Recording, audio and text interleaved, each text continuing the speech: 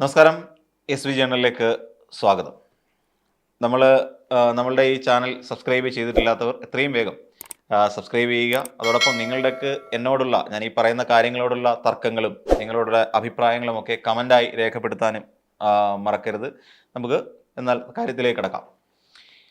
നമ്മൾ ഈ കഴിഞ്ഞ ദിവസം ഞാൻ ഫേസ്ബുക്കിൽ നോക്കിയപ്പോൾ നമ്മുടെ മുഹമ്മദ് റിയാസ്, പൊതുമരാമത്ത് ടൂറിസം വകുപ്പ് മന്ത്രി മുഹമ്മദ് റിയാസിൻ്റെ ഒരു ഫേസ്ബുക്ക് പോസ്റ്റ് കണ്ടിരുന്നു. ആ ഫേസ്ബുക്ക് പോസ്റ്റിൽ എം കെ മുനീർ എന്ന് പറയുന്ന ഈ ലീഗിൻ്റെ നേതാവിനെ അദ്ദേഹം വീട്ടിൽ പോയി സന്ദർശിക്കുന്ന ഒരു കാര്യമാണ് ആ ഫോട്ടോയാണ് അദ്ദേഹം പങ്കുവച്ചിരുന്നത്. അപ്പോൾ ആ ചിത്രം നമ്മളോട് ഒരുപാട് കാര്യങ്ങൾ വിളിച്ചു പറയുന്നുണ്ട്. നമുക്കറിയാം, അദ്ദേഹം ഈ ഹൃദയ സംബന്ധമായ അസുഖ നിമിത്തം കുറേ കാലം ആശുപത്രി വാസത്തിന് ശേഷം അദ്ദേഹം വീട്ടിലേക്ക് തിരിച്ചെത്തിയ ഒരു സാഹചര്യമാണുള്ളത്. വളരെ അതിതീവ്രമായിരുന്നു അദ്ദേഹത്തിൻ്റെ രോഗാവസ്ഥ. അപ്പോൾ അതിൽ നിന്നും അദ്ദേഹം മുക്തനായിക്കൊണ്ടാണ് തിരികെ എത്തുന്നത്. ഇനിയും കുറച്ച് കാര്യങ്ങൾ നമുക്ക് രാഷ്ട്രീയമായി പറയാം. ഇത് ഒരു സൗഹൃദം എന്നുള്ള നിലയിൽ നമുക്ക് അവിടെ നിർത്താം. ഇനി കുറച്ച് കാര്യങ്ങൾ രാഷ്ട്രീയമായി നമ്മൾ സംസാരിക്കുമ്പോൾ, ലീഗിനെ സംബന്ധിച്ചിടത്തോളം ലീഗ് ഇപ്പോൾ യു ഡി എഫിൻ്റെ ഒരു രണ്ടാംകിട പാർട്ടിയാണ്. അതായത് യു ഡി എഫിലെ രണ്ടാംകിട പാർട്ടി എന്ന് പറയേണ്ടി വരും.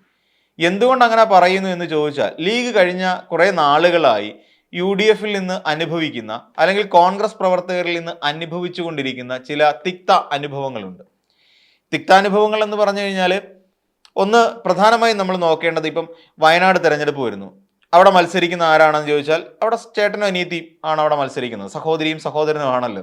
അത് കാരണം കോൺഗ്രസ് എന്ന് പറയുന്നത് മക്കത്തായ വ്യവസ്ഥയിൽ അടിസ്ഥാനപ്പെടുത്തി മുന്നോട്ട് പോകുന്ന ഒരു സംവിധാനമാണ്. അപ്പോൾ ഇവിടെ മുഹമ്മദ് റിയാസ് എന്ന് പറയുന്ന എസ് എഫ് ഐയുടെ മുൻ നേതാവിനെ, അഖിലേന്ത്യാ നേതാവിനെയൊക്കെ പിടിച്ച് മന്ത്രിയായി കഴിഞ്ഞപ്പോൾ അത് മരുമക്കത്തായമെന്ന് പറഞ്ഞ് ആക്ഷേപിക്കുന്നവർ സ്വന്തം പാർട്ടിയിലേക്ക് നോക്കുന്നില്ല എന്നാണ് ഞാൻ പറഞ്ഞു വരുന്നത്. നമുക്കറിയാം, ജവഹർലാൽ നെഹ്റു ആദ്യത്തെ പ്രധാനമന്ത്രി. ജവഹർലാൽ നെഹ്റു കഴിഞ്ഞപ്പോൾ ഇന്ദിരാഗാന്ധി പ്രധാനമന്ത്രിയാകുന്നു. തൊട്ടടുത്ത് ഇന്ദിരാഗാന്ധി, എത്ര തലമുറ മാറി നമ്മൾ ആലോചിച്ച് നോക്ക്. ഇന്ദിരാഗാന്ധി കൊല്ലപ്പെട്ട് കഴിഞ്ഞപ്പോൾ രാജീവ് ഗാന്ധി അതിൻ്റെ അവരത്തേക്ക് വരുന്നു. അവിടെ കൊണ്ട് തീർന്നു കാര്യം. പിന്നെ പ്രധാനമന്ത്രിയാകാൻ കഴിയുന്നില്ല. കാരണം വേറൊന്നുമല്ല, ഇന്ദിരാഗാന്ധിയും കൂടെ കഴിഞ്ഞപ്പോഴേക്ക് പിന്നെ പി വി നരസിംഹറാവു എന്ന് പറയുന്ന ഒരു വിഭാഗം ആൾക്കാർ അങ്ങോട്ട് വന്നു പോയി കഴിഞ്ഞപ്പോൾ പിന്നീട് ഏറ്റവും ഒടുവിൽ മൻമോഹൻ സിംഗിനെ യു പി എ സർക്കാർ അധികാരത്തിലേറ്റുന്നു. അപ്പോൾ സോണിയാഗാന്ധി പിന്നെ ഇതിനകത്ത് വന്ന് സോണിയാഗാന്ധി പാർട്ടിയിൽ സജീവമായ സാന്നിധ്യമായി മാറുന്നു. പിന്നെ തൻ്റെ മക്കളെ വളർത്തിക്കൊണ്ടുവരുന്നു. അപ്പം കറക്റ്റായി ഇങ്ങോട്ട് നോക്കിയാൽ രാജീവ് ഗാന്ധിയായി, ഇന്ദിരാഗാന്ധിയായി, രാജീവ് ഗാന്ധിയായി, രാഹുൽ ഗാന്ധിയായി, പ്രിയങ്ക ഗാന്ധിയായി, എല്ലാവരും എത്തി. അപ്പോൾ ആ കുടുംബം മുഴുവൻ എത്തി. ഇനി ഇവർക്ക് മക്കൾ ഉണ്ടായി കഴിഞ്ഞാൽ അടുത്ത കോൺഗ്രസിന്റെ നേതാവെന്ന് പറഞ്ഞ് ഇവരുടെ മക്കളാണ്. രാഹുൽ ഗാന്ധിയുടെയും പ്രിയങ്ക ഗാന്ധിയുടെയും ഒക്കെ മക്കളായിരിക്കും. രാഹുൽ ഗാന്ധി കെട്ടാത്തതുകൊണ്ട് ഇപ്പൊ ആ ഒരു പ്രശ്നമില്ല. ഇനി അവിടെ പിന്നെ പരമ്പര നിലച്ചു പോകുമോ എന്നുള്ള സംശയം കോൺഗ്രസ്സുകാർക്കുണ്ട്. അതുകൊണ്ട് കോൺഗ്രസ്സുകാർ രാഹുൽ ഗാന്ധി എത്രയും പെട്ടെന്ന് കല്യാണം കഴിപ്പിക്കാനുള്ള ഒരു നീക്കമൊക്കെ നടത്തിക്കൊണ്ടിരിക്കുകയാണെന്നാണ് തോന്നുന്നത്. കാര്യം അടുത്ത ആര് നയിക്കും? ഒരു അധികാരി വേണ്ടേ? ഒരു അനന്തരാവകാശി വേണ്ടേ കോൺഗ്രസിന്? അപ്പോൾ അങ്ങനെ പോവുകയല്ലേ. അപ്പോൾ ഈ മുഹമ്മദ് റിയാസ് വന്നതിനെ ഒരു രാഷ്ട്രീയമായി നമ്മൾ കാണുകയാണെങ്കിൽ, ഈ പറഞ്ഞ ചേട്ടനും അനിയത്തിയും കൂടെ മത്സരിക്കാൻ വരുന്ന വയനാട്ടിൽ എവിടെയാണ് ലീഗിന്റെ പ്രാതിനിധ്യം എന്ന് നമ്മളെല്ലാവരും സംശയിച്ചിട്ടുണ്ട്. ലീഗ് എവിടെ എന്നൊരു ചോദ്യമുണ്ട്. എല്ലാവരും ലീഗുകാരും ഉണ്ട്, പക്ഷെ എന്താ, കൊടി പിടിക്കരുത്. ഒരു പാർട്ടിയെ അടയാളപ്പെടുത്തുന്ന ഒരു കാര്യം അതിന്റെ കൊടിയാണ്. ഈ മുസ്ലിം ലീഗ് അതിന്റെ കൊടിയാണ് അതിനെ അടയാളപ്പെടുത്തുന്നത്, അല്ലാതെ അവരുടെ മുഖങ്ങളല്ല. ഒരു ജാഥ നടക്കുമ്പോൾ ആ ജാഥയ്ക്കുള്ളിൽ ലീഗിന്റെ എത്ര കൊടി പറക്കുന്നു എന്നുള്ളതാണ് ലീഗിന്റെ പ്രാധാന്യം, അതിന്റെ വലിപ്പമൊക്കെ നമ്മൾ തിരിച്ചറിയാൻ കഴിയുന്നത്. അതേസമയം കൊടി ഇല്ലെങ്കിൽ സ്വാഭാവികമായും നമ്മൾ ചിന്തിക്കുന്നത് എന്താണ്? ലീഗ് പങ്കെടുക്കുന്നില്ല എന്നാണ്. ഇപ്പൊ നമ്മൾ വിശ്വാസ സംരക്ഷണ ജാഥയിൽ ലീഗിന്റെ കൊടിയില്ല. അപ്പൊ അതിന്റെ സ്വാഭാവികമായിട്ട് നമ്മൾ ചിന്തിക്കുന്നത് ലീഗ് അതിനകത്ത് പങ്കെടുത്തിട്ടില്ല എന്ന് തന്നെയാണ്. അപ്പൊ ഇങ്ങനെ വരുമ്പോൾ ലീഗ് രണ്ടാം തരക്കാരായി യു ഡി എഫിൽ മാറിക്കൊണ്ടിരിക്കുന്നു എന്നുള്ള ഒരു യാഥാർത്ഥ്യം പലരും തിരിച്ചറിഞ്ഞു തുടങ്ങിയിരിക്കുന്നു. ഇനിയും അടുത്ത തെരഞ്ഞെടുപ്പ് വരട്ടെ. ഈ തെരഞ്ഞെടുപ്പിൽ ലീഗ് ഒരു വലിയ രാഷ്ട്രീയ മാറ്റത്തിലേക്ക് പോകാനുള്ള സാധ്യത നമ്മൾ മുന്നിൽ കാണണം. എന്തുകൊണ്ടാണ് എന്ന് ചോദിച്ചാൽ, ലീഗിനെ സംബന്ധിച്ചിടത്തോളം ലീഗിന്റെ പ്രാധാന്യം യു ഡി എഫിൽ കുറഞ്ഞു വരുന്നു. തന്നെയുമല്ല, കോൺഗ്രസ് അല്ലെങ്കിൽ യു ഡി എഫ് അടുത്ത വട്ടം അധികാരത്തിൽ കയറുമോ എന്നുള്ള കാര്യത്തിൽ ലീഗിനും സംശയമുണ്ട്. വേറൊന്നും കൊണ്ടല്ല, അതൊരു വലിയ സംശയം തന്നെയാണ്. കാരണം എന്താണെന്ന് ചോദിച്ചു കഴിഞ്ഞാൽ, എൽ ഡി എഫിനെ സംബന്ധിച്ചിടത്തോളം ഏകദേശം 60-ലധികം സീറ്റുകൾ ഇപ്പോൾ എൽ ഡി എഫിന് കയ്യിലുണ്ട്. അതായത് ഫുൾ കോൺഫിഡൻസോടുകൂടി നിൽക്കാൻ പറ്റുന്നത്, അതാണ് അവരുടെ ഒരു ഫിക്സഡ് ഡിപ്പോസിറ്റ് എന്ന് പറയില്ലേ, ആ ഫിക്സഡ് ഡെപ്പോസിറ്റ് ആയിട്ട് എൽ ഡി എഫിന് ഒരു 60 സീറ്റിന് മുകളിൽ ലഭിക്കും. അതിന് ഇപ്പോൾ ആര് CPI പരിശ്രമിച്ചാലും വേണ്ടില്ല, അതല്ല എന്നുണ്ടെങ്കിൽ മാണി ഗ്രൂപ്പ് വേണ്ടി, കോൺഗ്രസ്, കേരള കോൺഗ്രസ് എം വേണ്ടി വരില്ല. ഇവരാരും ഇല്ലാതെ തന്നെ 60 സീറ്റിന് മേലെ വിജയിക്കും. ബാക്കി വരുന്ന ഒരു 80 സീറ്റിലേക്കാണ് തെരഞ്ഞെടുപ്പ് പ്രധാനമായും നടക്കുന്നതെന്ന് നമുക്കറിയാം. കാര്യം പുതിയൊരു മണ്ഡലത്തിന്റെ പുനർനിർണയം വന്നു കഴിഞ്ഞപ്പോൾ ഉണ്ടായ LDF ഉണ്ടായ ഒരു ഗുണമാണത്. അപ്പം ഇങ്ങനെ വരുമ്പോൾ LDF വളരെ സേഫ് സോണിലാണ്. അതായത് വെറും 11 സീറ്റ് കിട്ടിയാൽ LDF വിജയിച്ചിരിക്കും എന്നുള്ളതാണ് യാഥാർത്ഥ്യം. എന്നാൽ ഇതിനകത്ത് UDF സംബന്ധിച്ചിടത്തോളം UDF പോരാ. കാര്യം ഈ 80 സീറ്റേ ഉള്ളൂ ബാക്കി. ഈ 80 സീറ്റിൽ കൂടുതൽ, അതായത് 71 സീറ്റ് പിടിക്കണം UDF അധികാരത്തിൽ കയറണമെന്നുണ്ടെങ്കിൽ. ബാക്കി 9 സീറ്റ് ഇപ്പുറത്തോട്ട് വന്നു കഴിഞ്ഞാൽ വെറും 69-ലെത്തും. അപ്പോഴും 2-3 സീറ്റിന്റെ വ്യത്യാസം മാത്രമാണ് ഉണ്ടാവുക. മനസ്സിലായില്ലേ കാര്യങ്ങൾ? അപ്പം അതുകൊണ്ട് തന്നെ UDF സംബന്ധിച്ചിടത്തോളം ജീവൻ മരണ പോരാട്ടം എന്ന് പറയുന്ന ഒരു അവസ്ഥയിലൂടെയാണ് കടന്നു പോകുന്നത്. എസ്പെഷ്യലി കോൺഗ്രസിന്. UDF ഘടകകക്ഷികളെ സംബന്ധിച്ചിടത്തോളം അവർക്ക് വലിയ പ്രശ്നമൊന്നുമില്ല. കാരണം കോൺഗ്രസിനെ സംബന്ധിച്ചിടത്തോളം ഒരു ജീവൻ മരണ പോരാട്ടം എന്ന് പറയാം. ഈ തെരഞ്ഞെടുപ്പിൽ വിജയിച്ചില്ലെങ്കിൽ കോൺഗ്രസ് എന്ന് പറയുന്ന പാർട്ടി കേരളത്തിൽ കൂടി അപ്രസക്തമാകും. UDF ബാക്കിയുള്ള അവർക്ക് അതൊന്നും വലിയ വിഷയമല്ല. കാരണം ലീഗിനെ സംബന്ധിച്ചിടത്തോളം അവർക്ക് വേണമെങ്കിൽ ഒരു സ്വതന്ത്ര പാർട്ടി എന്നുള്ള നിലയിൽ മത്സരിച്ചുകൊണ്ട് വില പേശാൻ കഴിയും. അതായത് LDF ചോദിക്കാൻ പറ്റും, എനിക്ക് ഇത്ര സീറ്റ് തന്നാൽ ഞങ്ങൾ നിങ്ങളിലേക്ക് വരാം, നിങ്ങളെ അധികാരത്തിലേറ്റാം എന്ന് പറയാൻ കഴിയുന്ന, വിലപേശാൻ ഒരു അവസരമുള്ള, വിലപേശാൻ സാഹചര്യമുള്ള, ആൾബലമുള്ള ഒരു മതേതര പാർട്ടി തന്നെയാണ് ശരിക്കും നമ്മൾ നോക്കിയാൽ മുസ്ലിം ലീഗ് എന്ന് പറയുന്ന പാർട്ടി. അത്രത്തോളം ഒരു ഇൻഡിപെൻഡൻസി ഉള്ള ഒരു പാർട്ടി കൂടിയാണ്. അപ്പോൾ അത് കൂടുതൽ സീറ്റ് മലപ്പുറം എന്ന് പറയുന്ന അവരുടെ കയ്യിലിരിക്കുകയാണ്. അവിടെ LDF വളരെ കുറച്ച് സീറ്റുകൾ മാത്രമാണ്. UDF സംബന്ധിച്ചിടത്തോളം കോൺഗ്രസ് പാർട്ടിക്കും വളരെ കുറഞ്ഞ സീറ്റുകൾ മാത്രമാണ് ഉള്ളത്. അത് തന്നെ ഒരു സംവരണ സീറ്റ് ആയതുകൊണ്ട് മാത്രമാണ് അവിടെ കിട്ടിയത്. അല്ലാതെ വേറെ ഒരു സീറ്റിലും അങ്ങോട്ട് ഒരു പ്രാതിനിധ്യം അവകാശപ്പെടാൻ കഴിയാത്ത തരത്തിലാണ് നിൽക്കുന്നത്.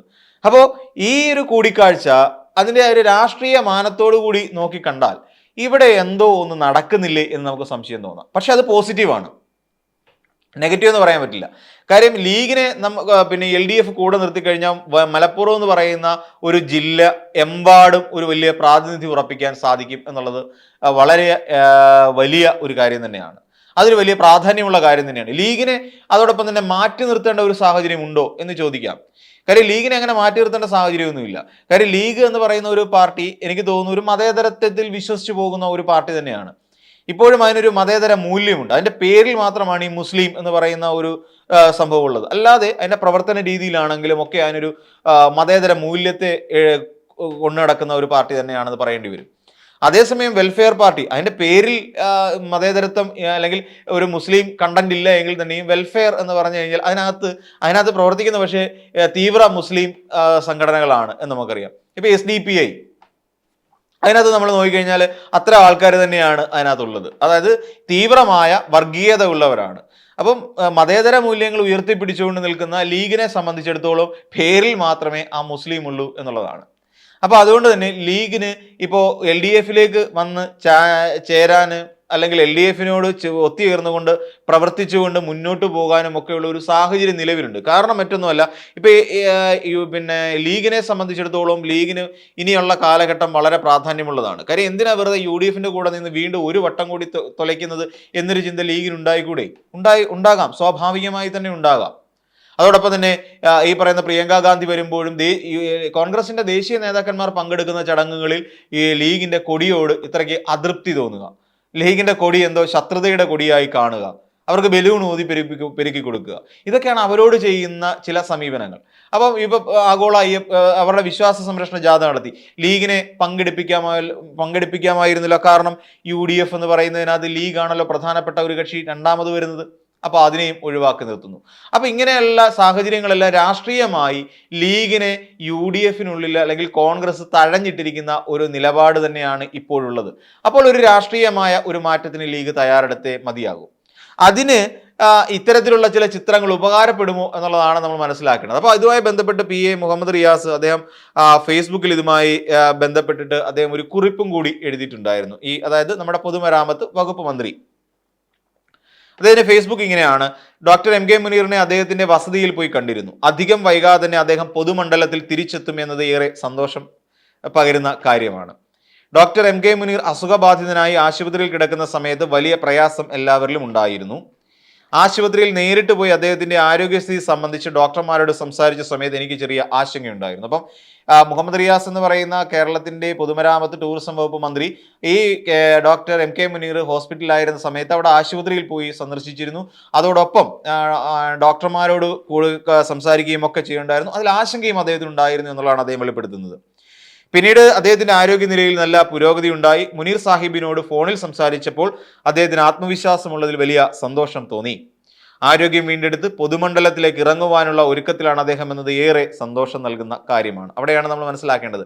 ആരോഗ്യം വീണ്ടെടുത്തുകൊണ്ട് പൊതുമണ്ഡലത്തിലേക്ക് ഇറങ്ങുവാനുള്ള ഒരുക്കത്തിലാണ് അദ്ദേഹം എന്നത് ഏറെ സന്തോഷം പകരുന്ന കാര്യമാണ്. ബഹുമാന്യനായ CH മുഹമ്മദ് കോയ സാഹിബും എൻ്റെ വാപ്പയും വളരെ അടുത്ത ബന്ധമായിരുന്നു. വ്യത്യസ്ത രാഷ്ട്രീയ മണ്ഡലത്തിൽ പ്രവർത്തിക്കുമ്പോഴും വ്യക്തിപരമായ നല്ല ബന്ധത്തിലാണ് ഞങ്ങളും. ഡോക്ടർ MK മുനീർ ആരോഗ്യം വീണ്ടെടുത്ത് പൊതുരംഗത്ത് സജീവമായി വരുന്നതിന് നാടിനും അദ്ദേഹത്തിന്റെ പ്രസ്ഥാനത്തിനും ഒരുപോലെ ഗുണകരമാകും. അദ്ദേഹം അങ്ങനെ ഒരു നമ്മൾ സ്വാഭാവികമായും നമ്മൾ ചിന്തിക്കുമ്പോൾ ഇതിനകത്ത് പ്രത്യേകിച്ചൊന്നുമില്ല. രോഗബാധിതനായിരുന്ന ഒരു വ്യക്തിയെ കാണാനായി ഇവിടെ നിന്ന് ഒരു മന്ത്രി പോയി കാണുന്നു, സംസാരിക്കുന്നു, സൗഹൃദം പങ്കിടുന്നു. ഓക്കെ, ഇതിനെ രാഷ്ട്രീയമായി നമ്മൾ കാണേണ്ട.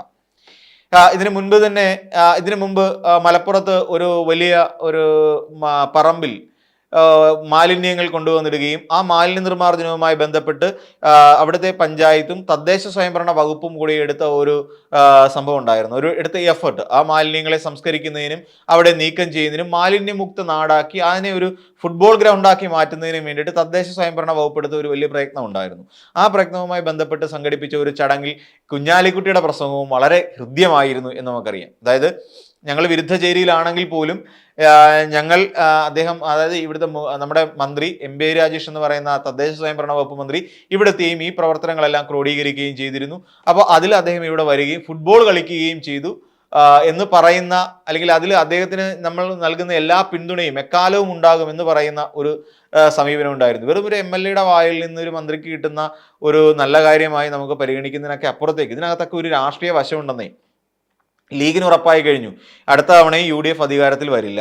UDF അധികാരത്തിൽ വരാൻ പറ്റിയ യാതൊരു പ്രാതിനിധ്യവും ഇപ്പം ഇല്ല. തന്നെയുമല്ല UDFിലെ കോൺഗ്രസ് പാർട്ടി ആകെ തകർന്ന് ഉടഞ്ഞു കിടക്കുന്ന സാഹചര്യമാണ് ഉള്ളത്. അപ്പോൾ ഇത്തരം സാഹചര്യങ്ങൾ പരിശോധിക്കുമ്പോൾ ലീഗിന് ഇനിയും അതൊരു UDF പാളയം അത്ര സേഫ് സോൺ അല്ല എന്നൊരു തോന്നൽ അവരുടെ ഉള്ളിൽ ഉണ്ടായിക്കഴിഞ്ഞിരിക്കുന്നു. അത് രൂഢമൂലമായി കൊണ്ടിരിക്കുന്നു. അപ്പോൾ ഇത്തരത്തിലുള്ള ചില കൂടിക്കാഴ്ചകൾ ലീഗിന് LDFിലേക്ക് വഴി തുറക്കാനുള്ള ഒരു അവസരമായി മാറാനുള്ള സാധ്യത നമുക്ക് തള്ളിക്കളയാൻ കഴിയില്ല. എന്തുതന്നെയാണെങ്കിലും കോൺഗ്രസിന്റെ ഒരു പതനം അത് എന്തായിരുന്നാലും തദ്ദേശ സ്വയംഭരണ തെരഞ്ഞെടുപ്പുമായി ബന്ധപ്പെട്ട് ഉണ്ടായില്ല എങ്കിലും ഇവിടുത്തെ നിയമസഭാ തെരഞ്ഞെടുപ്പുമായി ബന്ധപ്പെട്ട് ഉണ്ടാകുമെന്നുള്ള കാര്യത്തിൽ ലീഗിന് ഏകദേശം എന്നല്ല പൂർണ്ണമായി ഉറപ്പ് കിട്ടിക്കഴിഞ്ഞിരിക്കുന്നു എന്നുള്ളതാണ് വാസ്തവം. ഇനിയും ഒരുപാട് മാറ്റങ്ങൾ സംഭവിക്കാനുണ്ട്. വീണ്ടും ഒരു ഇടത് സർക്കാരിന് വേണ്ടി ജനം കാത്തിരിക്കുന്നത് പോലെയാണ് കാര്യങ്ങൾ മുന്നോട്ട് പോയിക്കൊണ്ടിരിക്കുന്നത്.